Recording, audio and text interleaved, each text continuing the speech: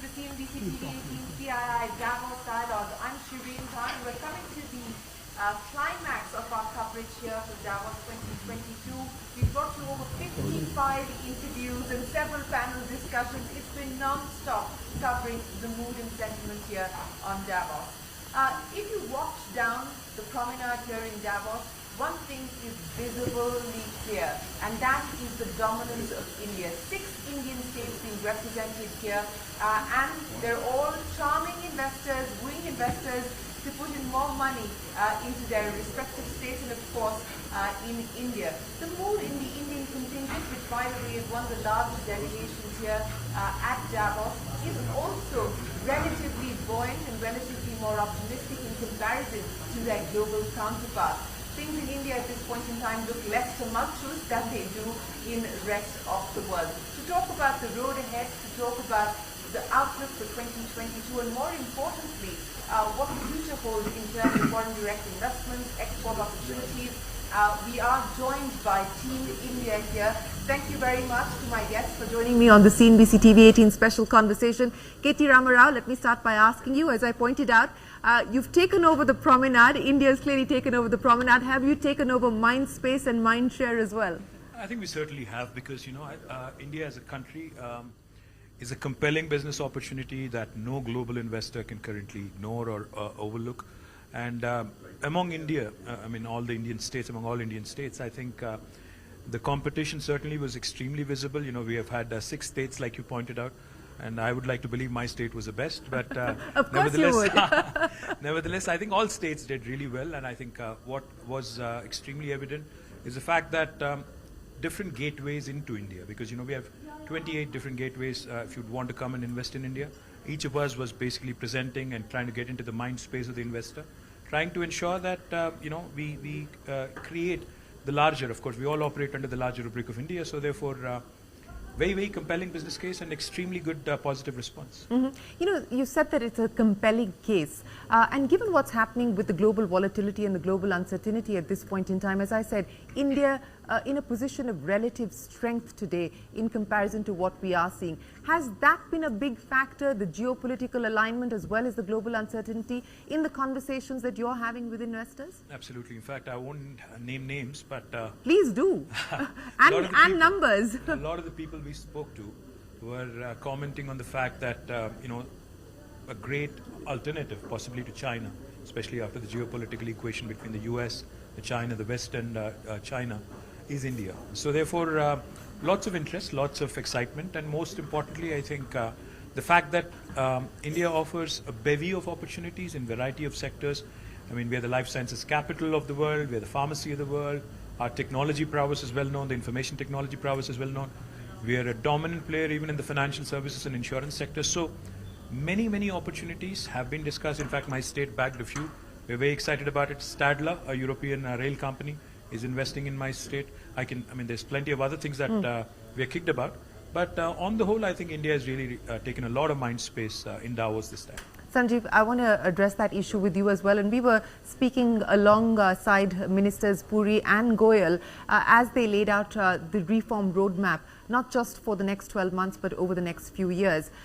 In the conversations that you've had with your global counterparts, and to KTR's point about China Plus One, which is not a new theme, but perhaps a theme that is being accelerated in today's context, where do you see FDI coming in? Manufacturing is the big focus area that the government is trying to push, courtesy the PLI schemes and so on and so forth. But are we finally at that inflection point when it comes to FDI in manufacturing? Shouldn't the changing geopolitics is driving this inflection point.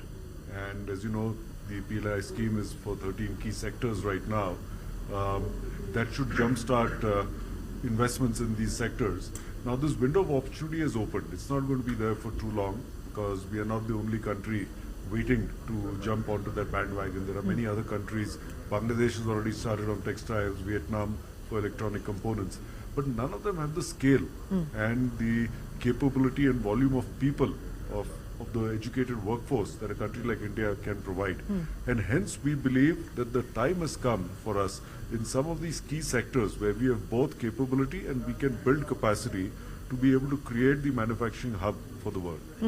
Anish, let me get you to elaborate on that. The window of opportunity, and I think that's a very important point that Sanjiv makes, that let's not assume that because it is China +1, it will necessarily mean India. Both government as well as Indian industry needs to ensure that we get the pieces right to draw in foreign direct investment. A lot has already happened. How confident do you feel that we're going to now be able to get to that 25% of manufacturing share to GDP? Shereen, our time is now. And I've met with at least 25 to 30 global CEOs one-on-one over the last 3 days. One of them actually mentioned that they have an ABC strategy, anywhere but China.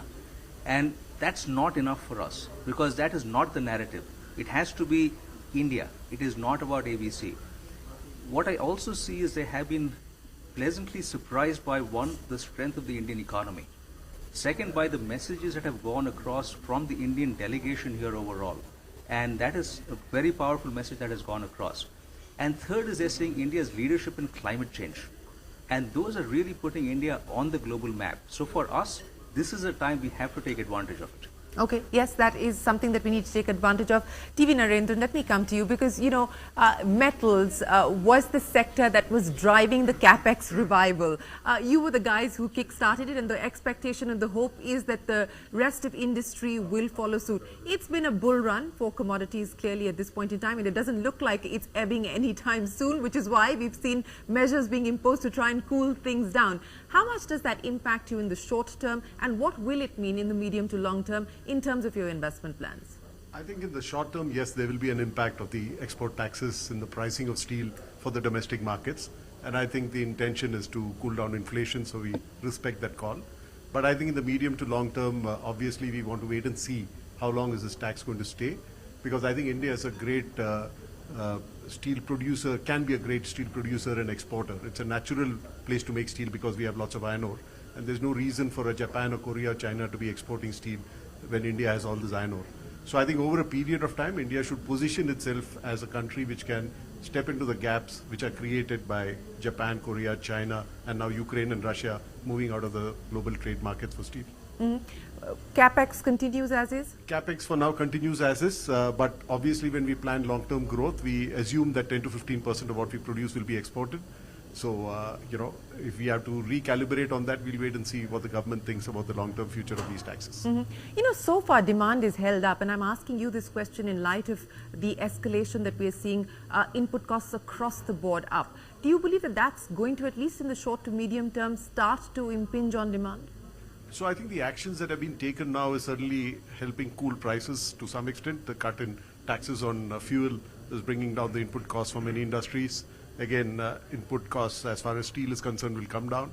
Hopefully, if there have been investments or activity held back because of high input costs, that will get addressed. But I think the challenge even for people like us is there are input costs coming from overseas. Yeah. Coal prices are still very high. So we need to think about it more from a global chain point of view. But I certainly am bullish about the growth in India, even this year. Using commercial vehicles, using passenger vehicles, all doing quite well. Construction and infrastructure is certainly going to do well. A lot of investment in supply chains, warehousing, etc. So I think overall I'm quite positive. Well, Jayadev, Galla, let me ask you, you know, I was having a conversation with the folks at McKinsey this morning, and their hypothesis of the India growth story is the two-track economy. They believe that manufacturing is poised to take off and finally will be able to achieve the targets that we've aspirationally wanted to get to. And of course, on the IT side and the new technology side, that will be the other big driver as far as growth is concerned. On balance, how confident do you feel about where things currently are, and more importantly, where we hope to get on the back of both these growth engines? On IT and manufacturing, IT, the two tracks.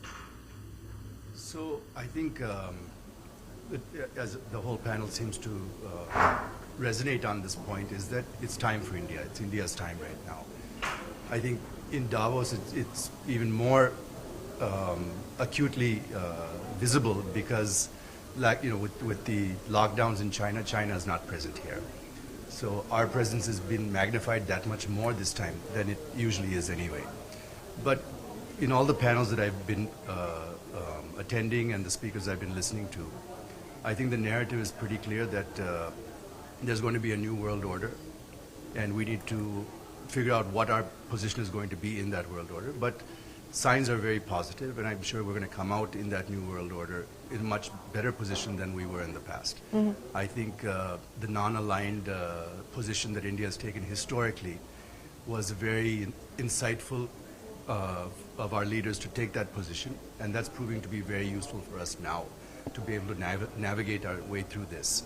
It's not going to be a unipolar world. It's not going to be a bipolar world. It's going to be a multipolar world, and India is going to be one of those strong poles. Shobna, you know, in this multipolar world, to Jayadev Galla's point that India enjoys an advantage, not just because of how geopolitics is likely to reshape the world order, but also on account of things that, you know, we are good at and the capabilities that we can deliver on. What do you believe will be the drivers going forward? And this is a point, Shereen, I'm glad you brought up, because nobody used the S word here. You know, services. So I would double down services, services, services. India's always been good at that. We need to create more jobs. And I think in this whole world, the new world order will also be about, you know, while people are trying to nearshore some of their, you know, things that have supply chain constraints, they will still find great shortages in terms of workforce to be able to do that. And I think India has an opportunity there. Let me give you an example of healthcare. If we can remove the choke points, if the government can really talk about and go full on to say that remove the barriers for Indians to be able to work across the globe, Indian healthcare workers. So there are countries now who are saying, why don't you add German or Spanish or, you know, Japanese to, and English of course, improve it to the nurses curriculum. Huge shortage with this. It's an opportunity, you know, if we have a great international curriculum, we have the people that can be trained, lots of women that can get jobs. So I think services across, I'm seeing that, you know, they're bringing all the huge amounts, you know, of Amazon just told me they have 100,000 people, most of them in Hyderabad, you know, and this is only going to grow. People are going to start employing in India, and Indians have the opportunity to work globally. So I do think that that's going to be a huge GDP driver of the next, you know, of the next decade. We'll probably lead there. And you're absolutely right. We never should discount the impact that services can have on growth, and to a large extent services have been driving growth for India. Anisha, in terms of untapped potential and untapped areas of opportunity, we just heard one from Shobna there. What else would you like to put down on the list in terms of focus areas? I think we have to expand services, so I fully agree with Shobna on that. But manufacturing is one area where we've got huge potential. And with the ability to create better infrastructure in India, with the ability of the labor and the productivity you have in India, it really should become the manufacturing hub. So that's what I would really focus on in the next few years, to be able to attract top quality manufacturing to India. Okay, Ketia, let me come to you now. You know, to address some of the choke points, especially with the aspiration of developing more manufacturing prowess as well as focusing on the services side, what, for instance, are you doing at the state level? The central government has decided to take forward new labor codes and so on and so forth. They haven't been operationalized yet. But a lot of this happens at the state level. So let me use Telangana as an example of being able to address some of the choke points that constrain and hold back growth and development of industry. Well, let me firstly tell you, our focus has been on the 3 I's: innovation, infrastructure, and inclusive growth. In terms of infrastructure, Shereen, I think the focus has to be on scale. Because, you know, India can't be competing with a country like China or the US if we do not think on scale. You know, scale will bring the economies of scale. And therefore, in Telangana, what we've done is we're on the verge of launching the world's largest pharma cluster in about 19,000 acres, because Hyderabad is a life sciences hub. We are home to India's largest medtech park in about 300 plus acres. We are also home to India's largest textile park in about 1250 acres. So we've already done these, they're operationalized. But what's more exciting for us is now Government of India's focus on PLIs in a variety of sectors. As Sanjiv pointed out, in textiles, for instance, we are languishing behind Bangladesh, which is sad, because this is a sector that can really provide large-scale employment, especially in rural areas, and even food processing, for that matter. You know, a state like Telangana, which has really done very, very well on agricultural produce, Now we started focusing on food processing. We are creating, we're calling them TSFPZ, the Telangana State Food Processing Zones, on scale again. Each of these with more than 500 plus acres, in about 10 different districts. So what this is going to do really is, focus on manufacturing to begin with. And of course, it will also create a ripple of opportunities for the entire ecosystem. Medical devices, we import nearly 80% of our med devices. We need to correct that. We've had several meetings here. Hopefully, we'll bring in lots more in terms of opportunities. Well, Sanjiv, speaking of opportunities, you also need to fund some of these aspirations, and we need to fund some of these plans as well. Just in terms of the credit requirement, given where we are today in terms of credit growth and where we want to be able to finance some of these aspirations. I've been asking him Why haven't you given him one? I have to evaluate his credit score first. So, on the banking and the NBFC side, to be able to push the kind of growth that we aspire for, what more needs to be done? First, if we have to grow as an economy at 9-10%, financial services needs to grow roughly 2.5-3 times that. So we are talking of 25-30% growth rates over there. One, we have to ensure that we can enable the middle class, the low middle class. That's where domestic consumption in large volumes will come from. This requires inclusive financial services, which means how do we use the combination of JAM that the Indian government has worked on with the private sector, but by getting better and better understanding on data and closer to the customer. Hence, through a combination of digital and physical media, we need many more banks, many more NBFCs to get closer to the customers. Rural banking no longer can be seen as some kind of a punishment to banking. We have to find profitable models to be able to access those customers.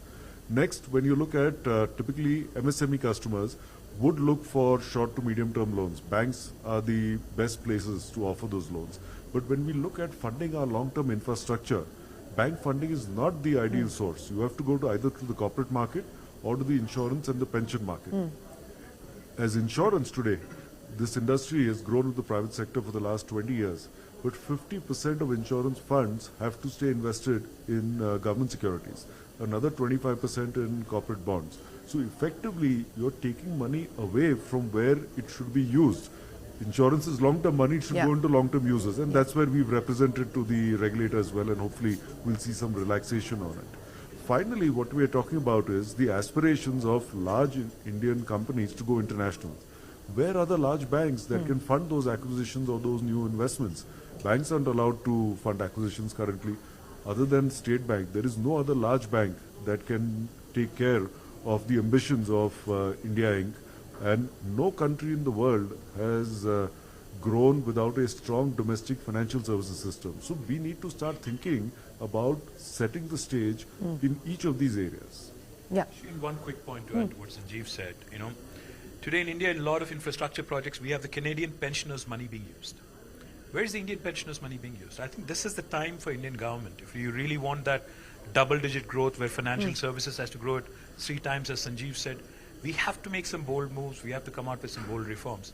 Unless we leverage our strengths. What are the bold reforms that you want to see? Absolutely. I would want to see the EPF, the ESI, and all other government PSUs to start investing in markets, to start because if you look at my state, for instance, and if I want to fund my infrastructure projects, that I can only borrow from certain agencies. Even FRBM possibly needs to be relooked at, because if the growth has to come, the investments have to come into infrastructure, and we cannot have DEA kind of block and tell me that only JICA and ADB and IMF are allowed.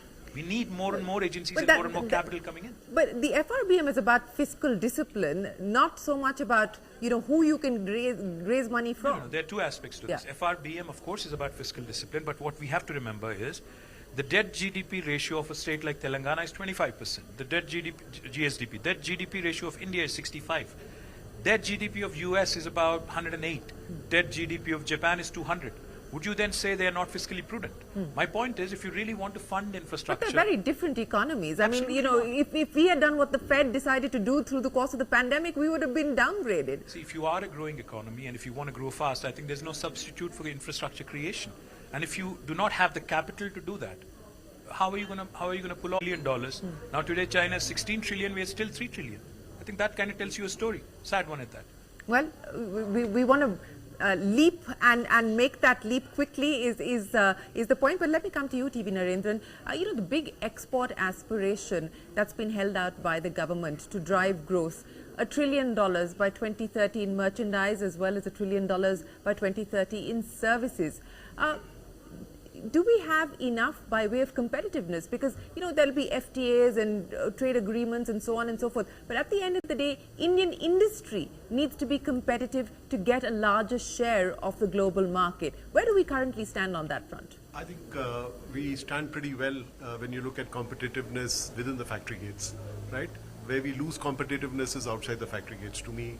And that's where the answer is in building infrastructure, because not only does it help many companies scale up because you're supplying to these infrastructure projects, but you're also reducing the cost of doing the business outside the factory gates. So I think we need to invest a lot more than we have done currently, because so far, where have we done best in export services? Because you have a great telecom infrastructure and you're not constrained by the ports and roads and railways and things like that. So unless you create that kind of a situation for manufacturing, you will struggle. And I think we are heading towards that. And there are many, many world-class companies in India, many companies and industries which are ideally located in India. Like I said, anything which is dependent on the geology of India should be promoted, because we are blessed with riches below the ground. So Yes. we need to translate that into riches above the ground, and I think that's where manufacturing comes in, and I think we are heading there. Where, yes, in a green way, you're absolutely right. Shobna, please. And that, I think, is also the big opportunity for India, as we move forward, let's do it in a sustainable, greener, cleaner way, and that also opens up opportunities for industry and for business.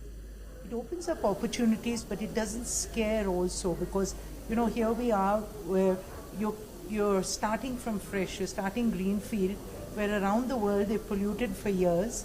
And cheapest point, look at us with solar and the way that every industry, you're making green steel.